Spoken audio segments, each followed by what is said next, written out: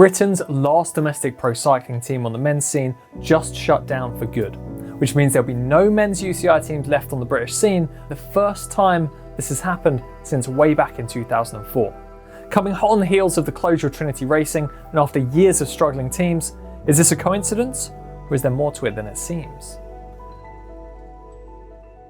Just weeks after the announcement that Trinity Racing will no longer race on the road in 2025, St. Piran released a statement to say that they too will be closing down this year. In that announcement, St. Piran said that the stars did not align and that due to bad luck, the decision had been made to close the team down. However, is it really just a matter of misfortune, or are there some other reasons that might help to explain the shock decision to close? But before we take a closer look at the several controversies, allegations and other factors that played a part in St. Piran's demise, let's briefly answer, what was St. Piran Pro Cycling and why does it matter so much to the British cycling scene? Well, St. Piran was Britain's first and only Cornish pro cycling team, founded 8 years ago by Richard Pascoe. The team had a strong regional identity, showcasing the black and white flag of St. Piran, the patron saint of tin miners, on their kit within the peloton. And it had become a stepping stone for elite riders looking to supplement their Team GB careers or to step up to a continental pro team. And after a slow rise through the domestic pro cycling scene, they went on to become one of the country's strongest teams on the road. In 2021, Pascoe achieved his first big goal, landing a spot for the team at the Tour of Britain when it started in Penzance, a Cornish pro team for a Cornish Grand Depart.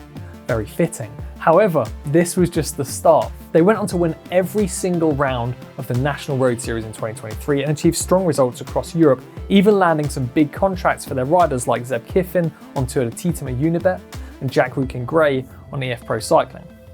However, despite the team's success, Richard Pascoe has proven to be a divisive figure amongst the British racing world.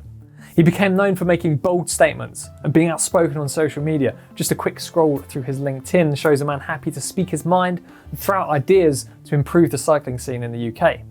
Pascoe's mantra of impact in racing, impact in cycling, and impact in society exemplified the aim of the team and explains his tendency to speak his mind and have an impact on social media too.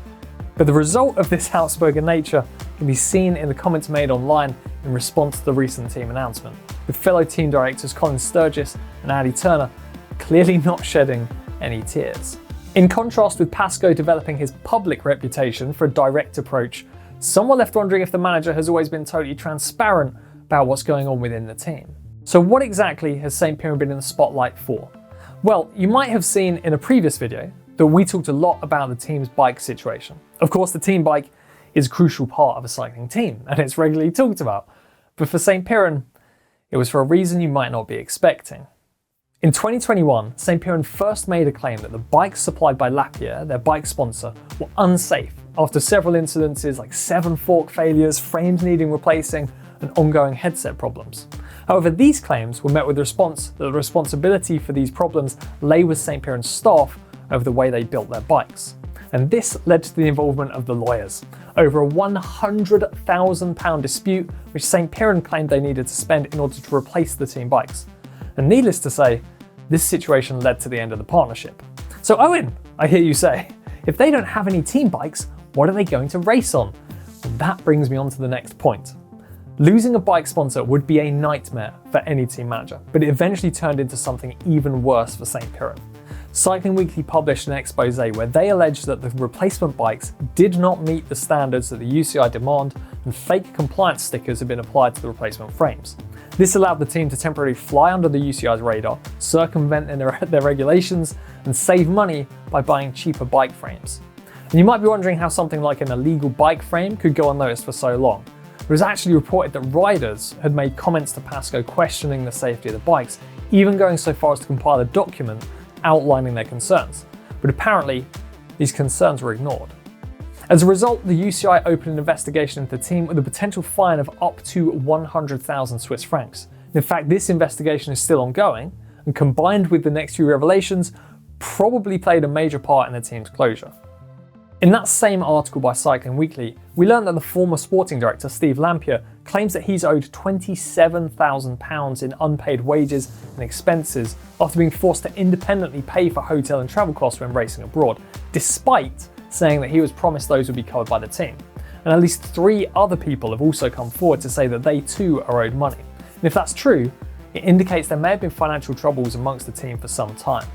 However, to be fair, the team denied these claims and said that they are unaware of any other former staff members that have monies owing, which honestly is an odd way to phrase it.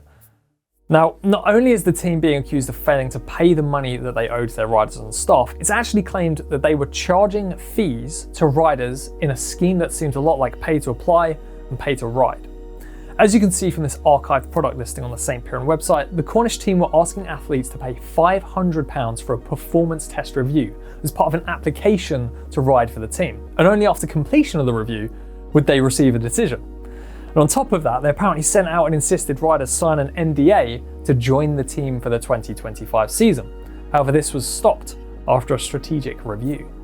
This actually sounds a lot like a 2016 investigation into Italian pro teams that charged riders for their places or forced them to bring their own sponsors in return for a ride. The sums of money involved in that case were a lot higher, with some riders asked to find tens of thousands of euros before securing a contract, but it's still a controversial practice that received backlash and could subsequently put off future sponsors.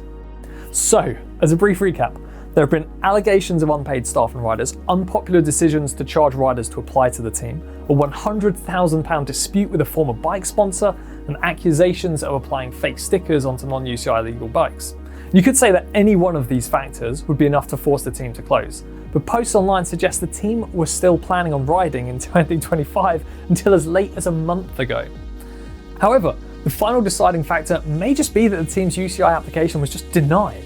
In order to obtain a UCI Continental team license for the 2025 season, British Cycling needs to confirm the team has complied with the UCI's regulations. However, as we know from the rest of this video, this just wasn't possible due to the ongoing UCI investigation and allegations levelled against them.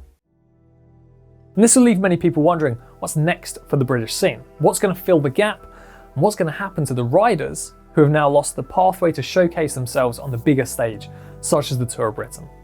Well, the good news is that the likes of former St. Piran rider Harry Tanfield are already looking at ways to help move the situation forwards.